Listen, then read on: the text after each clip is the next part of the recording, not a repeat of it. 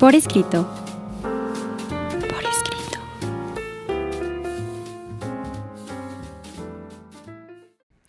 Estamos en un programa más de Por Escrito. Bienvenidos, estamos en Radio Anáhuac y el día de hoy nos acompaña... ¿Qué tal? Sean muy bienvenidos a este programa en donde las letras importan. Mi nombre es Cecilia Durán Mena y en este espacio gigante seguimos atrapando lectores para nunca dejarlos ir, escritores también. Un servidor, Juan Carlos Padilla, también los saluda. Jania en producción. Las redes sociales, por favor.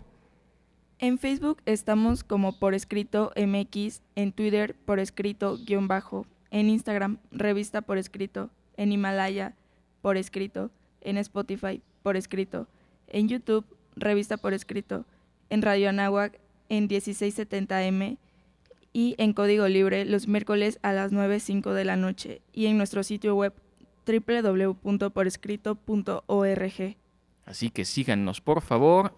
Se nos ocurrió una gigantesca idea y por eso vamos a platicar y este programa es muy, muy especial.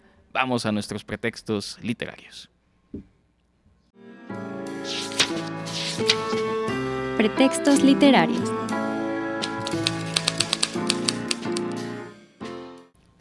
Ya en nuestros pretextos, mi querida Ceci, ¿cuál fue tu gigantesca idea? Mi gigantesca idea la tenemos detrás de nosotros. Es un programa muy, muy especial porque es el primero de una serie que tenemos planeada y el día de hoy estamos en vivo transmitiendo desde el Museo José Luis Cuevas. Querido Juan. Pues simple y sencillamente el gran centro de la Ciudad de México es el gran pretexto que tenemos el día de hoy en este proyecto que tenemos y tenemos un padrino que es el Museo José Luis Cuevas, a quienes agradecemos enormemente la oportunidad de transmitir nuestro programa desde el corazón de la Ciudad de México para hablar de la gran y enorme Ciudad de México. Y es que ¿por qué será pretexto literario esto?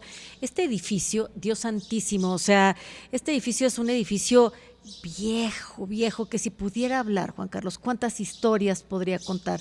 ¿Cuántas historias de lo que fue México y ya no es? Y de lo que somos como mexicanos el día de hoy, por lo que fuimos. Entonces, quisiera empezar por un dato bien curioso, bien interesante.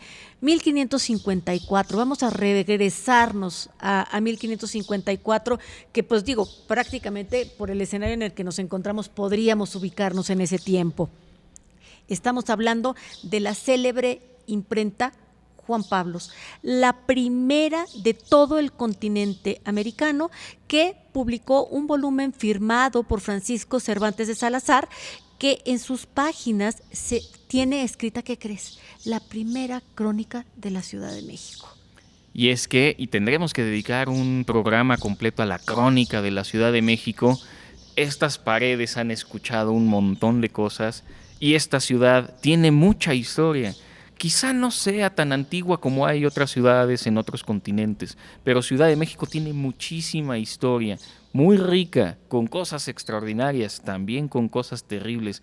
Pero el día de hoy, Ciudad de México es una ciudad gigantesca, como la escultura que tenemos atrás, es gigantesca también en su literatura, es rica en sus historias y por eso decidimos que este sea el pretexto literario de este padrinazgo, que es tratar de hacer salir un poco de la cabina, que es muy calurosa para nosotros, pero es más caluroso ser bien recibido en un museo como este de José Luis Cuevas y con pretextos literarios que vayan de la mano con esto.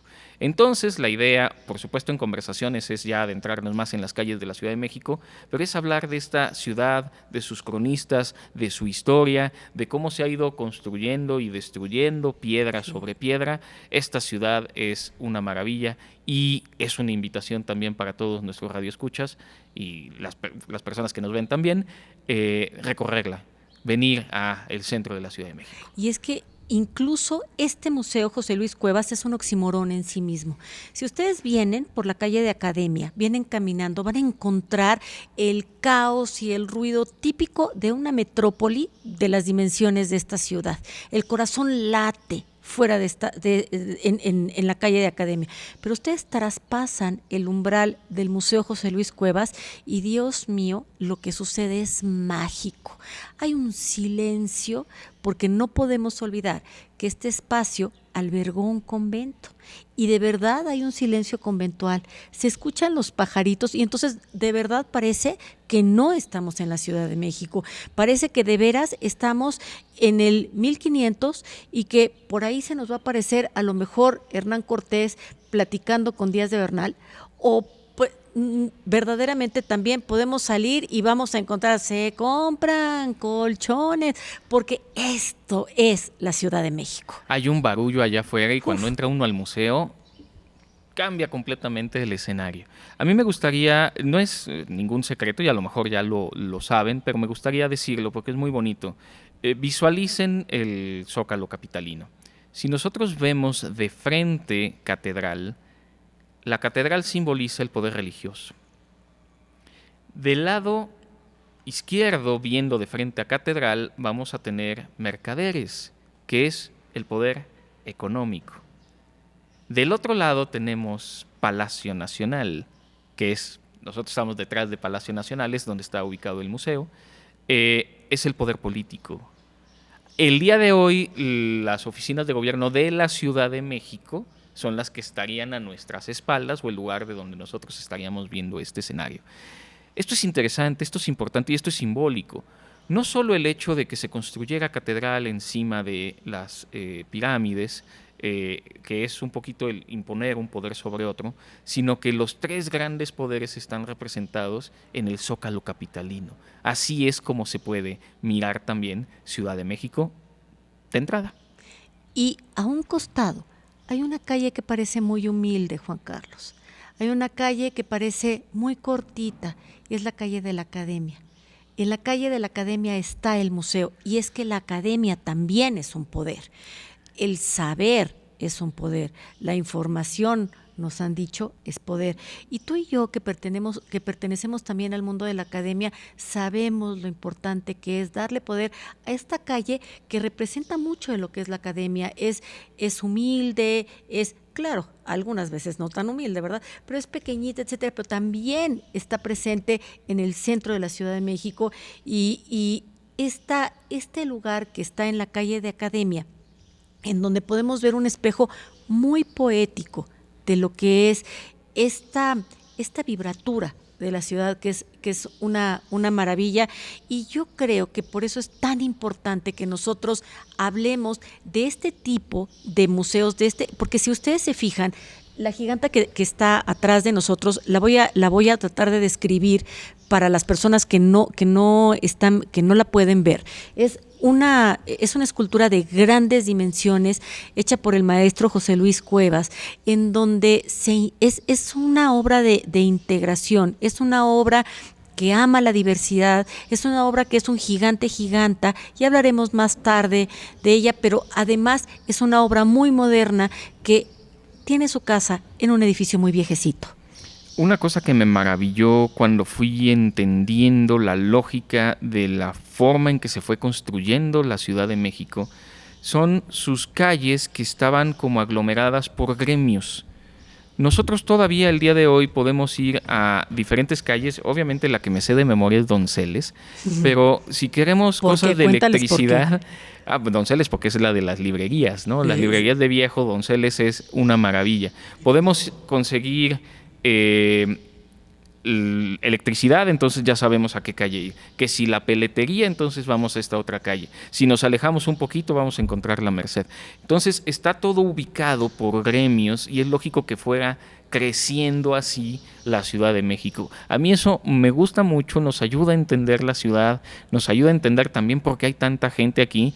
Y por eso es una maravilla poder estar en un museo, no escuchar el barullo allá afuera, porque allá afuera no solo hace calor, también hay mucho ruido y es porque estamos viviendo Ciudad de México con intensidad. Con toda la intensidad de sus contrastes, mi querido Juan, porque bien lo dices, la Ciudad de México es el corazón vibrante de esta república tan contrastante.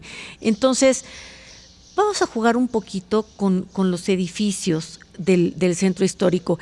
¿Cuál, mi querido Juan, es el edificio histórico de la Ciudad de México que es más mencionado en varias obras literarias como símbolo del poder nacional?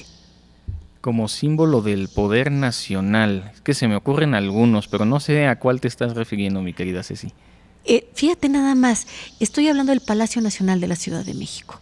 El Palacio Nacional de la Ciudad de México, que fue además durante muchos años pues la casa del virreinato. Después se iría el poder político a Los Pinos, pero hoy está de regreso y hoy el presidente de la República vive en ese edificio maravilloso que es el Palacio Nacional. Me hiciste recordar, hace no mucho fui a Ibayan, el castillo de Chapultepec. Uf. Y es que cuando uno va al castillo, haciendo referencia a otro momento histórico, es impresionante. Será el emperador Maximiliano quien trace la línea de lo que es el Paseo de la Reforma. Y Reforma desde el cuarto de los emperadores. Es impresionante la vista que se tiene hacia lo que él quería tejer. Al final él empezó a hacer un proyecto de ciudad que no es menor, aunque no durara mucho este segundo imperio. No es menor las pretensiones que tenía Maximiliano en otro momento histórico en esta conexión de las afueras de la ciudad, como podía ser Chapultepec, con conectar la ciudad. Por supuesto. Ahora, te voy a hacer otra pregunta.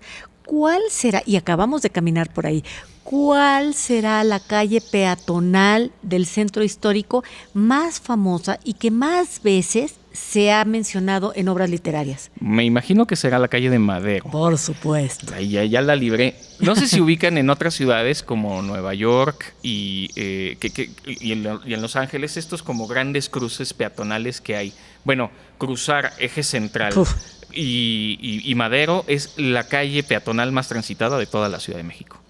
Y además se ve hordas de personas, parecemos un enjambre de hormiguitas con todo tipo de personajes. O sea, encontramos extranjeros porque son turistas, encontramos personas que vienen a trabajar, personas que vienen a comprar cosas, en fin. A ver, ahí te voy con otra pregunta, también del centro histórico, muy cerquita de esta calle de Academia. ¿Cuál es el mercado más antiguo de la Ciudad de México que ha inspirado a varios escritores y artistas y en donde te perdiste? Me perdí alguna vez en la Merced en un muy mal día. El 5 de enero, cualquier 5 de enero es una muy mala idea, pero bueno, así aprende uno a caminar por la Ciudad de México. Pero bueno, mi querida Ceci, creo que se nos está terminando el tiempo de esta primera sección. Vamos a continuar con las conversaciones, recorriendo lugares, recorriendo monumentos como pueden ser edificios simbólicos y callecitas y quizá alguna que otra historia de aquí el centro de la Ciudad de México.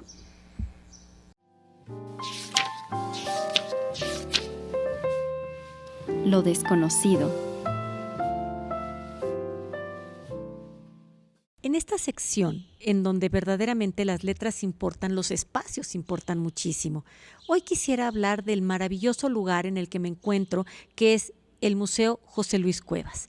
Este museo se encuentra ubicado en un lugar místico y verdaderamente espléndido por su arquitectura del siglo XVI, donde don Diego de Caballero y su esposa, doña Inés de Cadena, decidieron fundar una iglesia y un convento, el de Santa Inés, que albergaría 33 religiosas, una por cada año de la vida de Jesucristo en la tierra. Así es de que se hizo este convento, pero años más tarde, por increíble que parezca y por dicotómico que esto sea, este lugar dejó de ser convento porque ya no tenía cómo financiarse y se convirtió en cuartel, en caballeriza, en cárcel, en vecindad, en bodega de ropa y trapo, y por fin el inmueble, por fortuna, es rescatado y remodelado para albergar la obra del gran maestro José Luis Cuevas. El maestro José Luis Cuevas había reunido a través de muchísimo tiempo diferente obra de artistas nacionales como internacionales y también la propia obra del maestro que fue donada al pueblo de México a través del Instituto Nacional de Bellas Artes. La magna inauguración del Museo José Luis Cuevas fue en el año de 1992, el 8 de julio. En el centro, como podemos ver en la parte de atrás, se encuentra la giganta, esta escultura emblemática que decía el maestro Cuevas llegó a su inspiración después de haber leído los poemas de Baudelaire y de Salvador Díaz Mirón. La escultura se encuentra en el centro del patio y fue realizada en bronce con un peso de 8 toneladas, una altura de 8 metros y representa la dualidad del hombre y la mujer, un tema verdaderamente contemporáneo, muy, muy actual. Por el frente, la giganta es femenina, la cara es exacta a la de la modelo que la inspiró como musa y corresponde al retrato de esta mujer desconocida de quien el maestro decía que no podía revelar su identidad por respetar su deseo de permanecer en el anonimato. En el evento inaugural del museo, la prensa preguntó que de quién se había tratado, quién había posado para ellas, y 3 damas que no conozco, dicen, se confesaron protagonistas de este hecho y decían: di José Luis, confiesa que fui yo. La verdad es que a lo lejos, la modelo esa noche no habló con nadie. Veía la escultura detenidamente y al poco tiempo salió del recinto discretamente. Por la parte posterior, la giganta es la escultura de un hombre. En este caso, no hubo modelo. Es un autorretrato. Es una especie de coloso con una gran fuerza. Así es como se conjuga la dualidad sexual en esta obra. Las ataduras de la transparente indumentaria, que pareciera estar hecha de gasa, se han desatado de las piernas y de los brazos para dar paso a esta libertad femenina que, con la espléndida iluminación nocturna o con la brillante luz del día, produce sombras y destellos en una conjunción con los efectos creados por el propio edificio.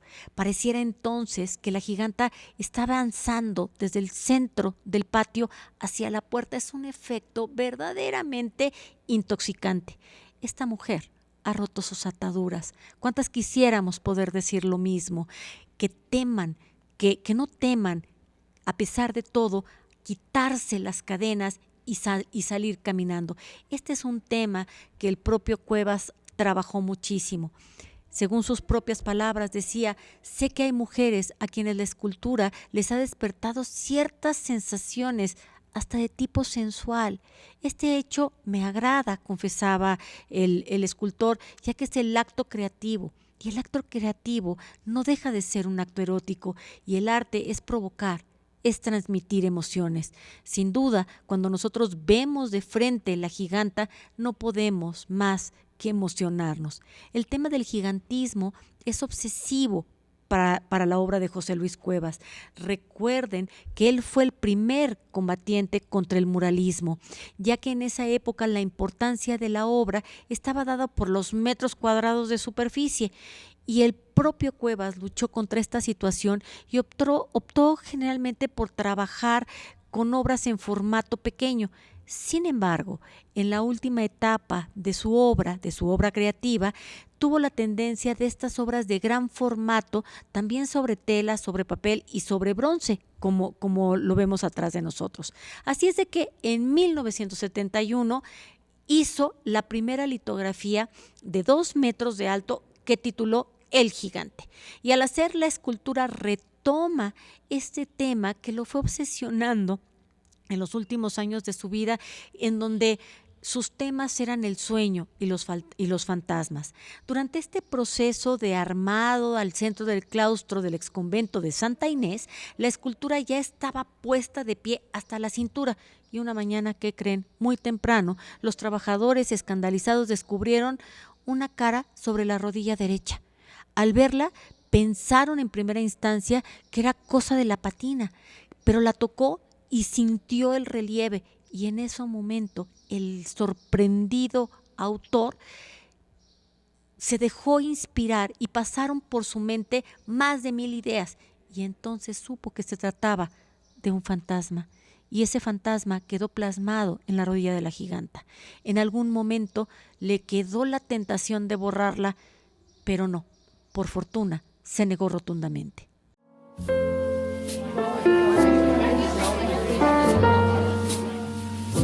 Conversaciones. Hemos llegado ya a nuestras conversaciones, mi querida Ceci. ¿Cómo te gustaría comenzar? El centro histórico ha sido un pretexto literario tan interesante porque ha habido muchísimos escritores que lo han tomado como tema, como escenario, como personaje, pero también hemos tenido muchos escritores que han sido cronistas de la Ciudad de México. Entonces, ¿qué te parece si empezamos por un cronista, que es uno de los últimos cronistas de la Ciudad de México? ¿Qué te parece si empezamos por Carlos Monsiváis? Me parece perfecto, adelante. Fíjate que, bueno, los rituales del caos, además me parece un título de una persona muy conocedora de lo que es la Ciudad de México.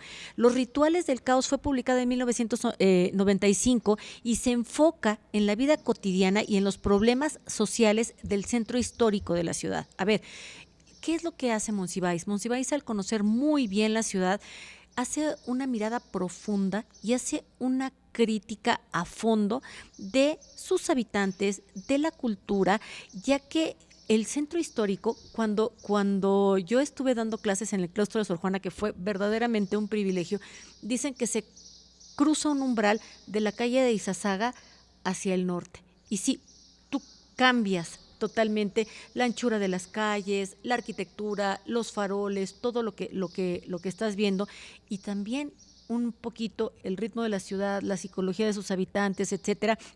Entonces, Monsiváis hace esta descripción, este mosaico de la diversidad, de la complejidad, pero además de todo lo acompaña con fotografías, con documentos. Es verdaderamente una obra muy compleja y completa de una persona que quiera mirar de verdad a profundidad el iceberg de lo que es la Ciudad de México. No, sin duda, sin duda. Y si quieres podemos darle continuidad con Salvador Novo. Salvador Novo es una pluma extraordinaria. Corrígeme si me equivoco y me puedo equivocar, Ceci. Creo que Salvador Novo vivía por Coyoacán, donde Vivía en está Coyoacán, la así calle es. Salvador Novo. Así es. Y entiendo que su casa era lo que hoy es el Museo de la De Acuarela. la acuarela, así es. Es muy, muy interesante. Lo que tenemos, y el guión nos lo regala, es que en 1952 fue publicada El Corazón de la Ciudad. ¿Y qué vamos a encontrar en El Corazón de la Ciudad, escrito por Salvador Novo? Crónicas en las que él va a relatar la vitalidad y la riqueza cultural del centro histórico de la Ciudad de México. Él podría haber vivido en Coyoacán, pero había que venir acá. No puedes, sería muy difícil sentirte citadino y no conocer el centro de la Ciudad de México. Presenta Salvador Novo una visión detallada y evocadora de sus edificios, sus monumentos, los personajes, las costumbres propias de esta década de los años 40, de los años 50. La obra incluye también fotografías, incluye dibujos. Ese es otro ejercicio muy bonito de Ciudad de México, que es tratar de reconstruirla. Y es un ejercicio que se suele hacer, agarrar la cámara en un ángulo, tomar la fotografía y llegar 5 años después, 10 años después, y cómo cambia la Ciudad de México. Estoy seguro, porque esto nos pasa a todos cuando vamos en el carro, ¿y ese edificio nuevo? ¿Qué había antes allí? Nos va cambiando la ciudad nos transforma, la ciudad nos envuelve y nosotros transformamos, por supuesto, la ciudad. Y fíjate que hablando de Salvador Novo, que además es uno de mis autores favoritos, a mí me gustaría platicar un poquito de Estatua de Sal. Estatua de Sal es una autobiografía inconclusa. Salvador Novo era un hombre, digamos, parecido a Oscar Wilde, en el sentido de que era como muy exuberante. Él era pues un hombre que podríamos decir flamboyante, por decirlo de alguna forma. Gitanjafóricamente, pero también era un hombre muy discreto. Entonces, él vivió su preferencia de una manera discreta hacia el exterior, intensa hacia el interior. Por lo tanto, Estatua de Sal pidió que se publicara cuando él ya no estuviera vivo, por evidentes razones.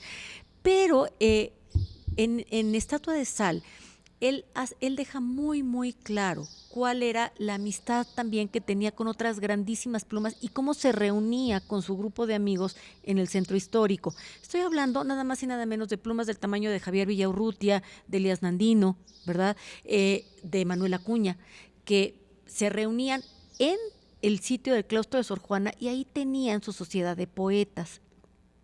Novo se hace cronista de la Ciudad de México y entonces nos cuenta las historias de los tranvías, nos cuenta de a qué olían, de los churros del Moro, y entonces vamos caminando por ese México que tal vez, mi querido Juan, ya no existe, de esos edificios que hoy se transformaron en otra cosa y nos cuenta desde una visión que en ese momento era muy moderna y que si nosotros hoy que hicimos este ejercicio, que paseamos por la calle de 5 de Mayo, tal vez ya no encontráramos eso mismo que Novo sí vio.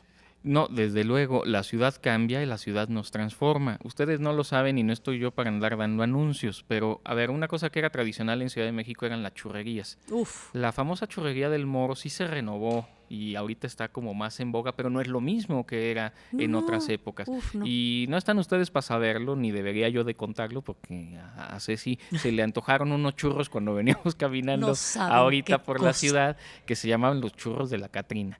Está interesante.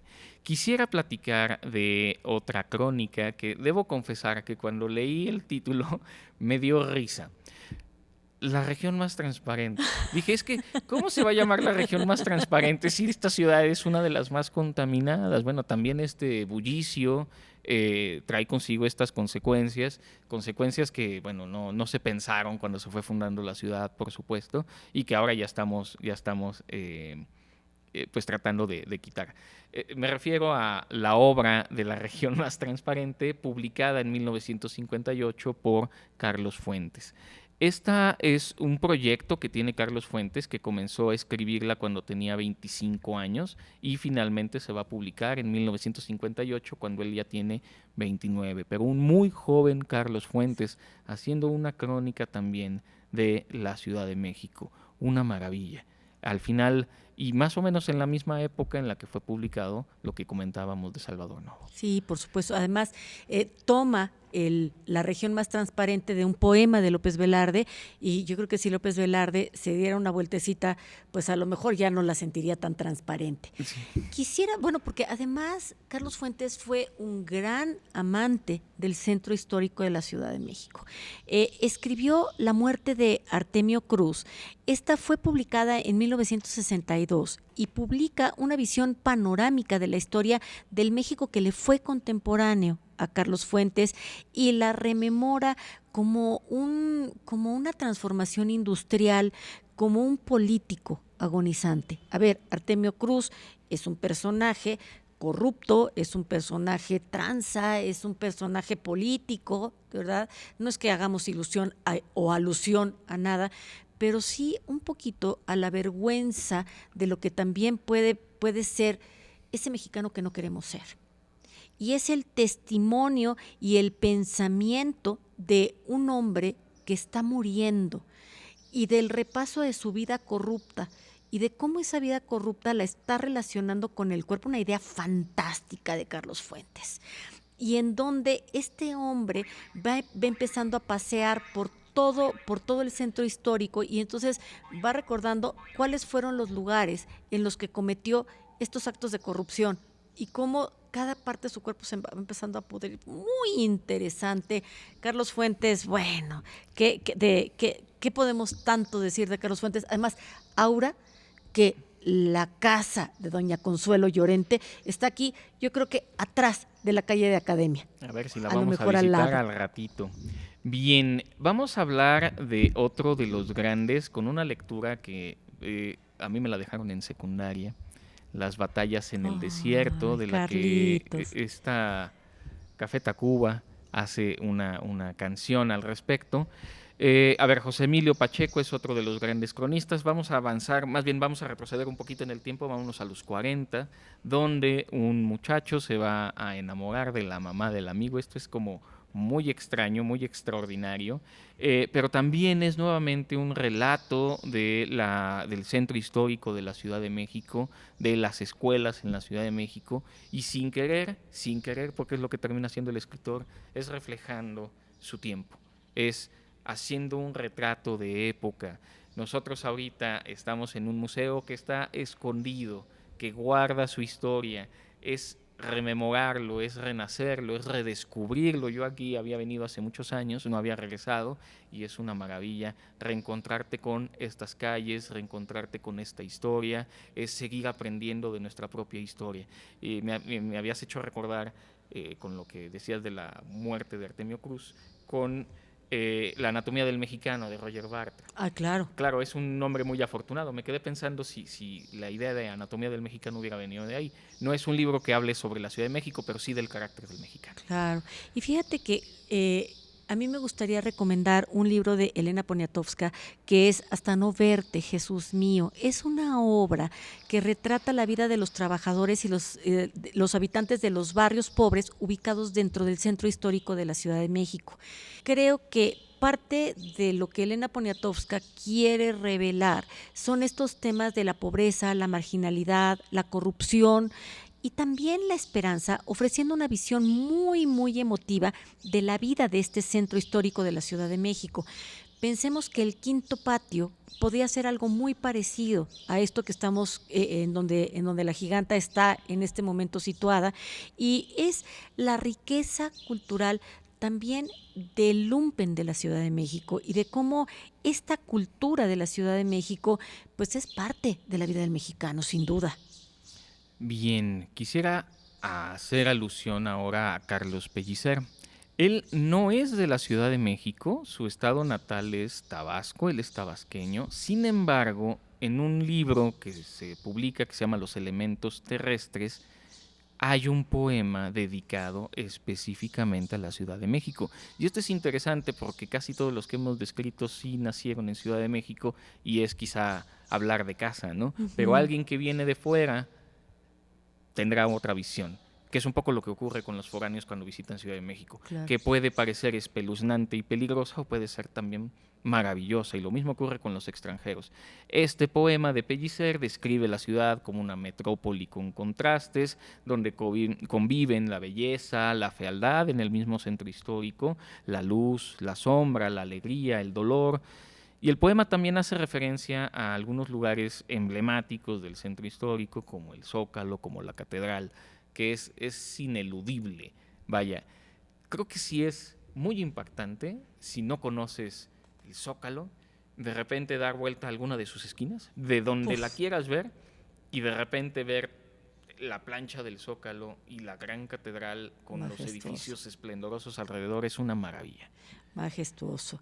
Y a mí me gustaría seguir con otro chilango. Chilango conste, somos los que nacemos en la Ciudad de México y que hace una valiosa contribución a la literatura universal y a la literatura mexicana, que es Octavio Paz, y todas sus reflexiones sobre el centro de la Ciudad de México, que son fundamentales para entender la complejidad y la riqueza cultural de lo que es México, de lo que somos los mexicanos.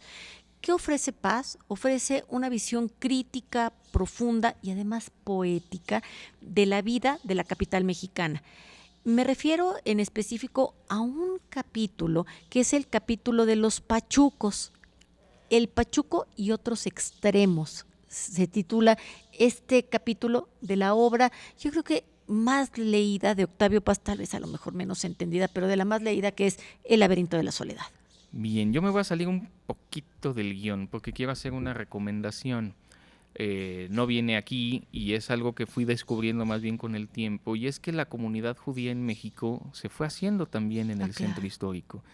Tuve la oportunidad de visitar 2 sinagogas que se encuentran por aquí, una más antigua, otra más moderna, y es fascinante también entender, porque además es algo muy de la comunidad judía, el hecho de hermanarse y de también estar en la misma zona geográfica.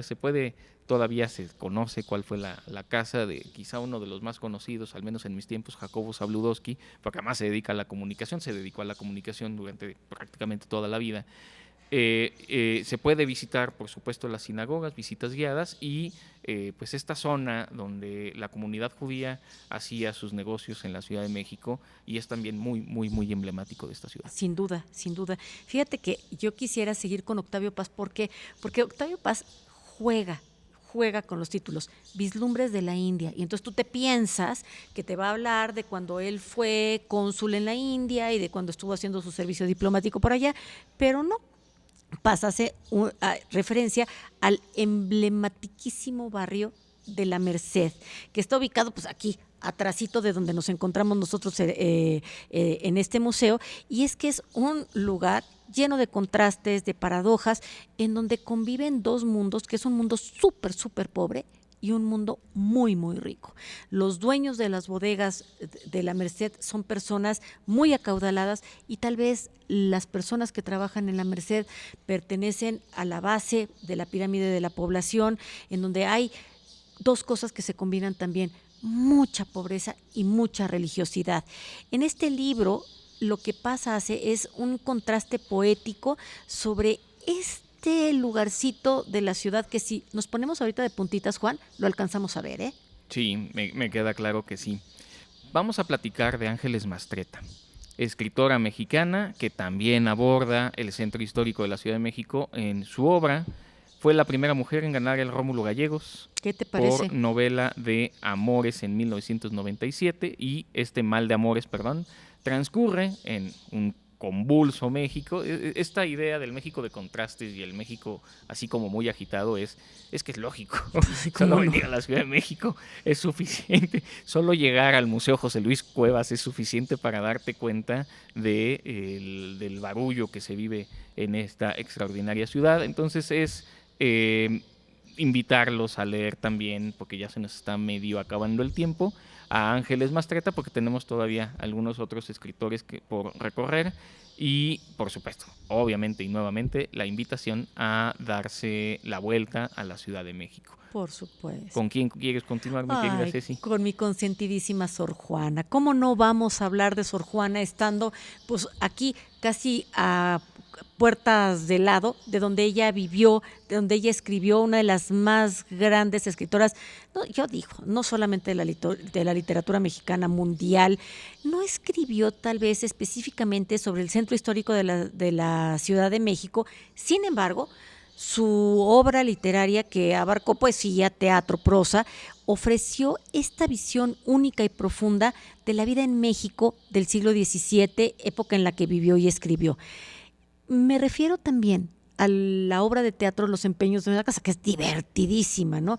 Que se desarrolla en la Ciudad de México, siglo XVII, y retrata la vida de la ciudad de esa época. Es una comedia de enredos que va a abordar pues temas de amor, de identidad, de libertad, y en general Sor Juana pues no escribe así, no nos relata las calles, etcétera, porque pensemos que ella escribió desde una celda.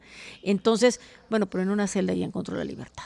Bueno, y también ahora sí que nos movimos hacia atrás en la historia, en un centro, en una Ciudad de México pues mucho menos habitada, mucho menos agitada, pero igualmente monumental. De eso no cabe la menor duda. Muy bien, Cristina Rivera Garza, otra escritora mexicana, que entre otras incluye sus crónicas de la Ciudad de México, no puedes estar en este país, visitar esta ciudad y no describir nada sobre Ciudad de México. En su novela La muerte me da, en esta novela retrata la vida del barrio de la Merced. Nuevamente nos remitimos a ella, ubicado en el centro de la Ciudad de México. La novela ofrece una visión crítica y profunda de la vida en este lugar y aborda temas de violencia, marginalidad, la lucha por la supervivencia. El mexicano es así. Así somos. El mexicano es de luces y sombras. Así el mexicano es de alegrías y tristezas. El México es de vida y muerte. Por supuesto. México es un extraordinario pretexto literario. Desgraciadamente el tiempo se nos está terminando y vamos a tener que cerrar este programa. Así es. A mí me gustaría nada más recomendar la autobiografía de Elías Nandino. Elías Nandino, un gran poeta, amigo de Salvador Novo, que también vivió en la calle de Academia. Entonces vivió por aquí, respiró aquí, escribió de aquí. Mi querido Juan, en este espacio maravilloso, gigante, las letras importan. y seguimos atrapando lectores y escritores para nunca dejarlos ir. Agradecemos al Museo José Luis Cuevas por permitirnos transmitir el programa desde aquí. Agradecemos también a Elisa, a Jania, a Lalo, que hicieron un cablerío aquí para lograr que esto funcionara, tanto en video como en audio. Les estamos muy agradecidos, por supuesto. Este es el programa por escrito y que su vida literaria sea gozosa. Ultimátum. En mi ciudad natal hay un gran museo, por donde quiera que volteo. Automóviles, coches, carretelas, casas particulares y 1000 escuelas. Mis colegas, jóvenes y niños, van a la escuela a recibir cariños. A la Ciudad de México, Salvador Novo.